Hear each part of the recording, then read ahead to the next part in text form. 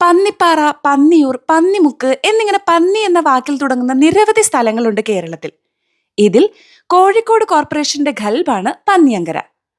പണ്ട് ബേപ്പൂരും പന്നിയങ്കരയും ഒക്കെ പരപ്പനാട് രാജവംശത്തിന്റെ ഭാഗമായിരുന്നു. മിനിമം 1000 വർഷത്തെ പഴക്കമെങ്കിലും ഇവിടുത്തെ ചരിത്രത്തിനുണ്ടെന്നാണ് ചരിത്രകാരനായ MGS നാരായണൻ അഭിപ്രായപ്പെട്ടിട്ടുള്ളത്.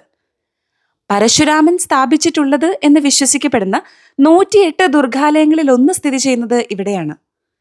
ഈ ക്ഷേത്രത്തിന്റെ വാതിൽ മാടത്തിലെ വരികൾ പെരുമാൾ കാലഘട്ടത്തെ സൂചിപ്പിച്ചിരുന്നു പോലും. പ്രൊഫസർ എൻ മാധവൻ നമ്പൂതിരിയുടെ സൂചനയിൽ പന്നയം എന്നാൽ നെയ്ത്തുകാരന്റെ തറി എന്നാണ് അർത്ഥം. പന്യൻ എന്നാൽ നെയ്ത്തുകാരൻ. പന്റിയൻ കരൈ, നെയ്ത്തുകാർ ധാരാളം ഉണ്ടായിരുന്നതായിരിക്കാം പന്നിയങ്കരയായി മാറിയിരിക്കുന്നത്. ഇവിടുത്തെ ഡിസ്പെൻസറി 1908 കോഴിക്കോട് സന്ദർശിച്ച പ്രിൻസ് ഓഫ് വെയിൽസിന്റെ പേരിലാണ് അറിയപ്പെടുന്നത്. VK കൃഷ്ണമേനോൻ, MS ബാബുരാജ് തുടങ്ങിയ അനശ്വര പ്രതിഭകളുടെ ജന്മദേശമാണിവിടം.